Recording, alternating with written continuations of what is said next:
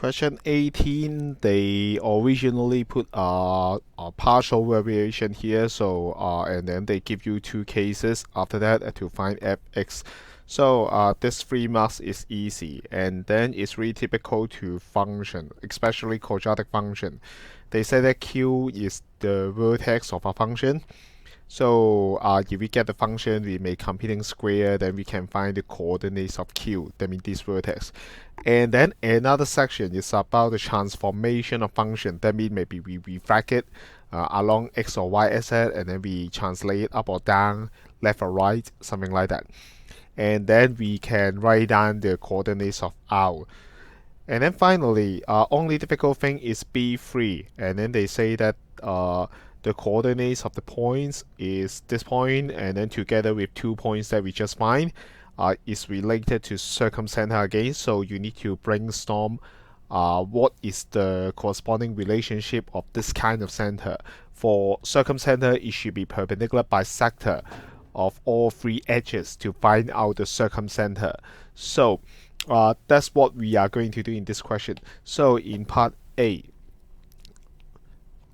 let fx is equal to k1x squared plus k2x, and then we just very quickly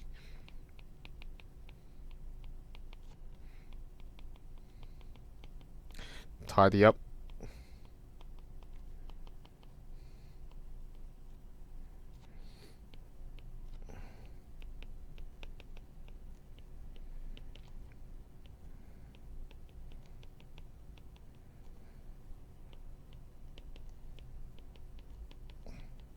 So we find k2 and k2, we just use the larger one minus the smaller one, so we got 3 is equal to k1. After that, so k1 is equal to 3, k2 substitute inside, we got 24. We finish part A.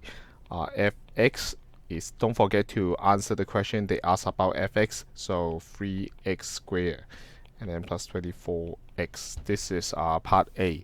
And then part B1. Use the method of computing square, find the coordinates of q. Beware, q is talking about the original function, so you don't need to care about the transformation yet. Y equal to fx 3x squared plus 24x. And then whenever we use computing square, then we make it become vertex form. I do not get used to the 3 here, so I will extract common factor. And then I just focus inside what's the bracket. This is 2 times 4x, so this we use the computing square, that means the identity should be a squared plus 2ab and then plus b squared. And then we have to identify what is a, what is b. The first item is x, so this is x also. And then again, we can't change the value. 2 times something give you 8x, 2 times 4 times x give you 8x. So this is 4. So that's why our target is I need 4 squared. But you can't change the value, so immediately you need to minus 4 squared to offset the changes. So this is x plus 4 bracket square and then minus 16. And then I'm now going to separate the variable term and the constant term. 3 bracket x plus 4 square and then minus 48. So why we have to change to this format is because vertex form give us the vertex directly. The vertex, why there is a turning point to give you minimum or maximum, is depends on this, because only this term we have x there, and then when this is extreme value, that means minimum or maximum, the bracket will become 0. So this is the vertex. They call the vertex is q. Is when x is equal to -4, such that this bracket will become 0 and give you the turning point. And then when this term becomes 0, the only result is this constant term. So the constant term here represents the y coordinates of vertex. We finish part B1. And B2 is by observing the function for y equal to 27 minus fx, you better rearrange them in negative fx and then plus 27. So we try to interpret what is the transformation in this situation. First, from y equal to fx, the result we have to time negative. That means the graph, for example, if the graph like this, then it will be like this now. After that, this graph we have to add 27. So if this is the original one, this is the new one, and then we have to shift it up by 27. So this is the final one. That means we may just focus on the vertex. We do similar thing for the vertex. First, we shift it upside down. We refract it along the x-axis.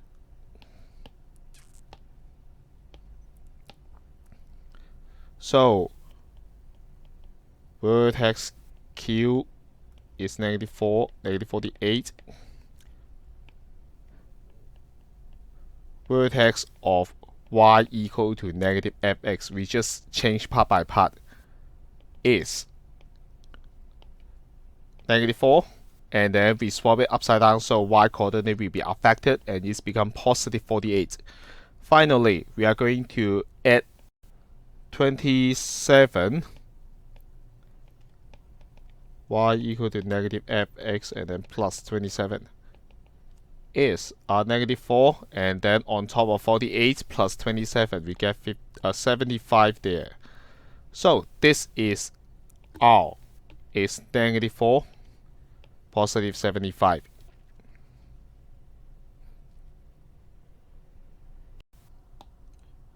So now part C, they give you one more point, and then P and P be the circumcenter of PQR together with S. So S we have 56,0, and then they tell you what is the geometric relation between PQR. Basically, if you don't find P, it's difficult to determine what is the relationship about between these 3 points. So we must draw properly. -4 may be here, and then we have 75. We have this point R. We also have -48. We have this point Q, and then we have 56, 0 here. So this is point S. And then what they say is this form a triangle, and then for this triangle there is a circumcenter. That means the center of this circle.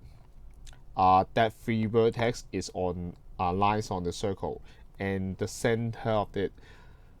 If you still remember about the 4 centers of triangle, based on the property of circle, we can find the position of the center by perpendicular bisector of the first edges and the perpendicular bisector of the second edges or the second edge. Of course, the last one will pass through the same line, but I don't draw it because it's just make the graph more complicated. If you look at this graph, obviously, when you point out the point, you'll find that both of them, Q and R, have the same x coordinate, which means that this is a vertical lines. And for vertical lines, it's really easy to find out the perpendicular lines because it's just simply horizontal. It should be y equal to something. So y equal to something. And then that position should be the midpoint of 75 and -48. So 75 minus 48 divided by 2. Then we get 27 over 2. This line we already find it is 27 over 2. And then which means that we just need one more perpendicular bisector. Then we can use simultaneous equation to find out what is the corresponding x here, so that we can find out the exact coordinate of P. That's what we are going to do. So to find the perpendicular bisector of RS, we have to find slope RS is equal to -75 go down by 75 until 0, and then go right for 60. So over 60. And then simplify it, we get negative 5 over 4. And then we need to find the midpoint also. Midpoint of our S. That means we are trying to find out this position. X coordinate average, that means negative 4 plus 56 over 2. And then 75 plus 0 over 2.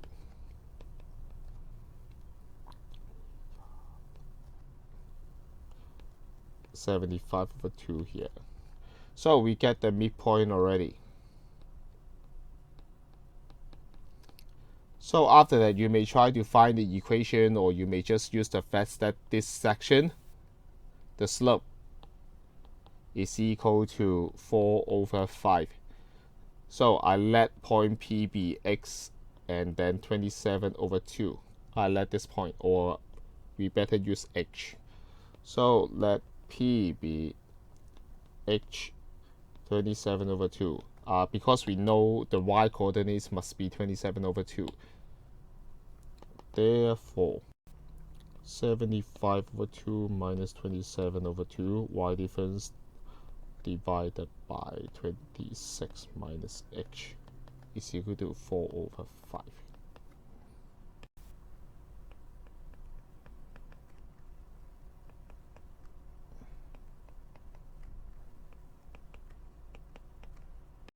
Oh, bingo! Because we find out before that we have totally no idea. Come on, what's the relation? I can just simply imagine that they form an isosceles triangle, something like that. But now we find out that no matter P, Q, R, they share the same x coordinate. That means this graph is not accurate. The fact is the circumcenter P is here. And then a little bit more. This is the diameter, which means that this one is angle in semicircle. So this is perpendicular, but it's not related to this question here. The key point is, we finally find out that P is at this point. So it's perpendicular and then along the same line. So we may say Q, R, P are collinear, but this is not enough here, because one more thing is they have the equal distance. So you should say P bisect the line segment RQ. Since RP equal to PQ and their x coordinate of PQR are all negative 4. That's why P bisect RQ. This is the most strict relation. Of course, you will choose to express the most strict relation that you can say. Otherwise, if you just say that the relation, maybe you just simply say that 3 points on the same coordinate plane is rubbish, right? I can't say it's wrong, but it's just not giving as much as information that we have. So whenever you face this kind of question, the first thing is you have to analyze what kind of knowledge is related. And then if you realize what kind of topic it is, then you will find that this kind of similar question or technique is just repeated year by year. And then once again, committing square is quite common in section B. Usually it's worthing around 2 marks. And then the transformation, maybe sometime we describe the transformation by the questions, or just like this, we give you a finished function and then you have to interpret what is the translation behind. And then part 3, they give you some coordinates, and then maybe they ask you about in center, O center, some circumcenter, or even centroid. And then you have to remember their properties, and then just stay climb, and then use their own property and what you have learned in locus to find out the position of some coordinates that they describe, and then it's even though you don't get the final answer, but this kind of step or process will show your knowledge, and then it may deserve some method marks.